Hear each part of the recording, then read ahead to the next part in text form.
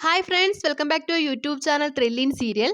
ഞാൻ ഇന്നിവിടെ കുടുംബവിളക്ക് സീരിയലിലെ 30 ഡിസംബർ 2020, അതായത് ഇന്നത്തെ എപ്പിസോഡ് റിവ്യൂ ആണ് പറയുന്നത്. ഏഷ്യാനെറ്റ് സീരിയൽ റിവ്യൂസ് പതിവായി ലഭിക്കുന്നതിന് വേണ്ടി ത്രില്ലിൻ സീരിയൽ ചാനൽ ദയവായി സബ്സ്ക്രൈബ് ചെയ്യുക. ഇന്നത്തെ എപ്പിസോഡിലെ വിശേഷങ്ങൾ എന്താണെന്ന് നോക്കാം.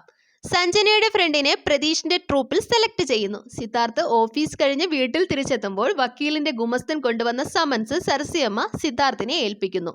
കൊണ്ടുവന്നത് സുമിത്രയുമായി വിവാഹമോചനം ലഭിച്ച ഓർഡർ ആണോന്നറിയാൻ കാത്തിരിക്കുന്ന സുമിത്രയോട് 10-ാം തീയതി കോടതിയിൽ ഹാജരാകാനുള്ള സമൻസ് ആയിരുന്നു അതെന്ന് സിദ്ധാർത്ഥ് പറയുന്നു. ഇതേസമയം ശീതൾ സിദ്ധാർത്ഥിനോട് തന്റെ റിസൾട്ട് വന്നു എന്നും 98% മാർക്ക് ഉണ്ട് എന്നും പറയുമ്പോൾ എല്ലാവർക്കും സന്തോഷമാകുന്നു. സുമിത്രയെ റിസൾട്ട് അറിയിക്കാൻ പോകാനൊരുങ്ങിയ ശീതളിനെ സിദ്ധാർത്ഥ തടയുന്നു. ആദ്യം പറയേണ്ട മറ്റൊരാളുണ്ടെന്നും പറഞ്ഞ് ശീതളിനെ കൊണ്ട് വേദികയെ ഫോൺ വിളിപ്പിക്കുന്നു. സുമിത്രയോട് ശീതളിന്റെ റിസൾട്ട് വിവരം മല്ലിക പറയുമ്പോൾ ഫിഷ് മോളി ഉണ്ടായിക്കൊണ്ട് നിന്ന സുമിത്ര സന്തോഷത്തോടെ ശീതളിനെ കാണാൻ പോകുന്നു. സുമിത്ര സന്തോഷത്താൽ ശീതളിനെ കെട്ടിപ്പിടിച്ച് ഉമ്മ വെക്കുമ്പോൾ മീനിന്റെ സ്മെല്ലുണ്ടെന്ന് പറഞ്ഞ് ശീതൾ സുമിത്രയെ വഴക്കു പറയുന്നു. സിദ്ധാർത്ഥ് ഇതുകൊണ്ട് സന്തോഷിക്കുന്നു. പ്രതീക്ഷ തന്റെ ട്രൂപ്പിൽ ശീതളിന്റെ ഉന്നത വിജയത്തിനും മധുരം നൽകുന്നു. ഇതേ സമയം പുതിയ സിംഗറിനെ കുറിച്ചുള്ള അഭിപ്രായം മറ്റുള്ളവർ ചോദിക്കുമ്പോൾ നല്ല അഭിപ്രായം തന്നെ പ്രതീക്ഷ പറയുന്നു. അപ്പൊ നമുക്ക് എപ്പിസോഡ് ഡീറ്റെയിൽസിലേക്ക് കിടക്കാം. സഞ്ജന തന്റെ ഫ്രണ്ടിനെ ടോണിക്ക് പരിചയപ്പെടുത്തുന്നു. പ്രതീഷിനോട് പറയേണ്ട കാര്യത്തിൽ 3 പേരും തമ്മിൽ ധാരണയുണ്ടാക്കുന്നു. പിന്നീട് ടോമി പ്രതീഷിന് മുന്നിൽ പുതിയ സിംഗറിനെ ഇൻട്രൊഡ്യൂസ് ചെയ്യുന്നു.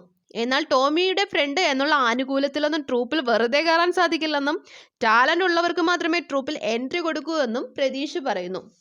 പുതിയ ഗായിക രാജഹംസമേ എന്ന ഗാനത്തിലൂടെ തന്റെ ടാലന്റ് തെളിയിക്കുന്നു. പ്രതീഷിനും ട്രൂപ്പിലുള്ളവർക്കും പാട്ട് ഇഷ്ടപ്പെട്ട് സെലക്ഷൻ കൊടുക്കുന്നു. ശേഷം കാണിക്കുന്നത് സിദ്ധാർത്ഥ് ഓഫീസ് കഴിഞ്ഞ് വീട്ടിൽ തിരിച്ചെത്തുമ്പോൾ സരസിയമ്മ വക്കീലിന്റെ ഗുമസ്തൻ കൊണ്ടുവന്ന ഒരു പേപ്പർ സിദ്ധാർത്ഥിന് നൽകി ഇങ്ങനെ പറയുന്നു: മോനെ സിദ്ധു, ഇതാ വക്കീലിന്റെ ഗുമസ്തൻ ഇവിടെ കൊണ്ടുവന്ന് തന്നതാ. കോടതിയിൽ നിന്നുള്ള ഏതോ പേപ്പറാ. നീയും സുമിത്രയും ഡിവോഴ്സായി എന്നുള്ള പേപ്പറായിരിക്കും. പെട്ടെന്നൊന്ന് തുറന്നു നോക്കിയേ. സിദ്ധാർത്ഥ് വായിച്ച ശേഷം സരസിയമ്മടായി, ഇത് അതൊന്നും അല്ലമ്മേ, ഇത് 10-ാം തീയതി കോടതിയിൽ ഹാജരാകണമെന്നുള്ള കോടതിയിൽ നിന്നുള്ള സമൻസാ. സരസ്യമ്മയ്ക്ക് നിരാശയാകുന്നു.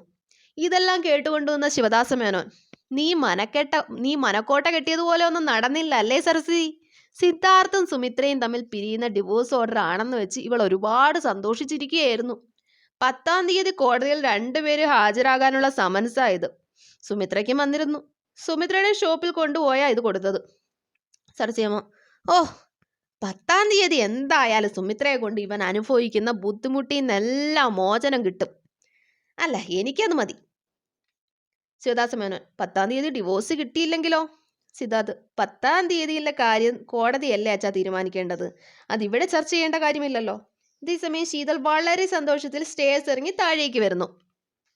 സിദ്ധാർത്ഥിനോടായിട്ട് ശീതൾ: അച്ഛാ, എൻ്റെ റിസൾട്ട് വന്നു. 98% മാർക്കുണ്ട് എനിക്ക്. സിദ്ധാർത്ഥ്: കൺഗ്രാറ്റ്സ് മോളെ, മോൾക്ക് നല്ല മാർക്കുണ്ടല്ലോ. അച്ഛനും അനന്യയും സരസ്യമ്മയും മല്ലികയും ശീതളിനെ അഭിനന്ദിക്കുന്നു. ഇതേസമയം അച്ഛൻ ശീതളിനോടായി: നീ സുമിത്രയോട് പറഞ്ഞോ മോളെ? ഇല്ല അച്ഛ, ഞാൻ ആദ്യം നിങ്ങളെയൊക്കെയാ കണ്ടത്, അതുകൊണ്ട് നിങ്ങളോട് പറഞ്ഞു. ഞാൻ പോയി അമ്മയോട് പറഞ്ഞിട്ട് വരാം എന്ന് പറഞ്ഞ് സുമിത്രയോട് പറയാൻ തുടങ്ങിയ ശീതളിനെ സിദ്ധാർത്ഥ് തടയുന്നു. നീ അമ്മയോട് പറയണം. പറയുന്നതിൽ നിന്നെ ആരും തടയില്ല. പക്ഷെ അതിനു മുമ്പ് നീ മറ്റൊരാളോട് പറയണം എന്ന് പറഞ്ഞ് സിദ്ധാർത്ഥ് ശീതളിനെയും കൂട്ടി മുറിയിലേക്ക് പോകുന്നു. മുറിയിലെത്തിയ സിദ്ധാർത്ഥ ഫോണിൽ വേദികയെ വിളിക്കുന്നു. ശീതളിന്റെ റിസൾട്ട് വിവരം തൻ്റെ വീട്ടിൽ ശീതളിന് ബുദ്ധിമുട്ടുണ്ടായിരുന്നില്ല എന്നതിന് തെളിവാണെന്ന് ശീതളിന് കിട്ടിയ ഉന്നത വിജയമെന്നും വേദിക അവകാശപ്പെടുന്നു. ശീതളിന് നല്ലൊരു ട്രീറ്റ് നൽകുമെന്നും പറഞ്ഞ് വേദിക ഫോൺ വെക്കുന്നു. ഇതേസമയം അടുക്കളയിൽ അനന്യയ്ക്ക് ശീതളിന് വേണ്ടി ഫിഷ് മോളി റെഡിയാക്കി കൊണ്ടുവന്ന സുമിത്രയോടായിട്ട് മല്ലിക: സുമിത്രേച്ചി അറിഞ്ഞില്ലേ, ശീതളിന്റെ റിസൾട്ട് വന്നു. 98% മാർക്കുണ്ട്. സന്തോഷം സഹിക്കാനാവാതെ സുമിത്ര തന്റെ ജോലി മല്ലികയെ ഏൽപ്പിച്ച് ശീതളിന്റെ അടുത്തേക്ക് പായുന്നു. ശീതൾ സിദ്ധാർത്ഥന്റെ മുറിയിലായിരുന്നു. ശീതളിനെ കണ്ട പാടെ സുമിത്ര കെട്ടിപ്പിടിച്ച് മുത്തം കൊടുക്കുന്നു. മോളെ, നിനക്ക് 98% മാർക്ക് കിട്ടിയല്ലേ? അമ്മയ്ക്ക് സന്തോഷമായി മോളെ. ഇതേസമയം ശീതൾ സുമിത്രയെ തള്ളി മാറ്റി: അമ്മ എന്തായി കാണിക്കുന്നേ? എന്റെ ദേഹത്താകെ മീനിന്റെ സ്മെല്ലായി. അയ്യേ, അമ്മയ്ക്ക് സോപ്പിട്ട് കൈ കഴുകി വന്നൂടെ? അമ്മ ഒന്ന് ദൂരെ മാറി നിന്നേ. ഇത് കേൾക്കുന്ന സുമിത്രയുടെ കണ്ണ് നിറയുന്നു. എന്നാൽ സിദ്ധാർത്ഥിന്റെ മുഖത്ത് സന്തോഷവും വിരിയുന്നു. സിദ്ധാർത്ഥ സുമിത്രയോടായി: ഇവൾ ഈ പറഞ്ഞ കാര്യമാ ഞാൻ നിന്നോട് പലപ്പോഴായി പറഞ്ഞത്.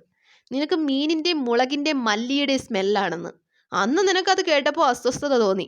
ഭാര്യമാർക്കുണ്ടാകേണ്ട ഒരു നല്ല മണമുണ്ടല്ലോ, അത് നിനക്കില്ല. സിദ്ധാർത്ഥിന്റെയും ശീതളിന്റെയും വാക്കുകളിൽ വിഷമിച്ച സുമിത്ര അടുക്കളയിൽ മീനും മല്ലിയും മുളകും ഉപയോഗിച്ച് എല്ലാവർക്കും രുചിയിൽ ഭക്ഷണം പാകം ചെയ്യുമ്പോൾ മീനിൻ്റെയും മല്ലിയുടെയും മുളകിൻ്റെയും വിയർപ്പിൻ്റെയും മണം ഉണ്ടാകും. പക്ഷെ ഭർത്താവിൻ്റെയും മക്കളുടെയും സ്നേഹം കിട്ടാൻ പ്രത്യേകം മണം വേണമെന്ന് എനിക്കറിയില്ലായിരുന്നു. സ്നേഹത്തിന് പ്രത്യേക മണമുണ്ടെന്നും എനിക്കറിയില്ലായിരുന്നു. പണ്ടൊക്കെ നീ എന്നെ കെട്ടിപ്പിടിച്ചുറങ്ങുമ്പോൾ എൻ്റെ ഒക്കെ തിരിക്കുമ്പോഴും എനിക്ക് ഇതേ നാറ്റമുണ്ടായിരുന്നു. അന്നൊന്നും നിനക്കതൊന്നും തോന്നിയിരുന്നില്ല മോളെ. ശേഷം കാണിക്കുന്ന പ്രതീഷ് തൻ്റെ ട്രൂപ്പിൽ ശീതളിൻ്റെ ഉന്നത വിജയം പ്രമാണിച്ച് ലഡു വിതരണം ചെയ്യുന്നു. അതേസമയം ട്രൂപ്പ് മെമ്പേഴ്സ് പുതിയ സിംഗറിനെ കുറിച്ചുള്ള അഭിപ്രായം പ്രതീഷിനോട് ചോദിക്കുന്നു. തനിക്ക് വളരെ നല്ല അഭിപ്രായമാണെന്നും നല്ല ടാലൻ്റ് ഉള്ള കുട്ടിയാണെന്നും ഒരുപാട് കാര്യങ്ങൾ ആ കുട്ടിക്ക് ടാലൻ്റ് ഉണ്ടെന്നും അതുകൂടി പുറത്തെടുത്താൽ നന്നായിരുന്നു എന്ന് പ്രതീഷ് പറയുമ്പോൾ പുതിയ ഫീമെയിൽ സിംഗർ ഇത് കേട്ട് പുറത്ത് തന്നെ ഉണ്ടായിരുന്നു. ഇതൊക്കെയാണ് ഇന്നത്തെ എപ്പിസോഡിലെ വിശേഷം. റിവ്യൂ ഇഷ്ടമായെങ്കിൽ ലൈക്ക് ചെയ്യാനും ഷെയർ ചെയ്യാനും സബ്സ്ക്രൈബ് ചെയ്യാനും മറക്കല്ലേ.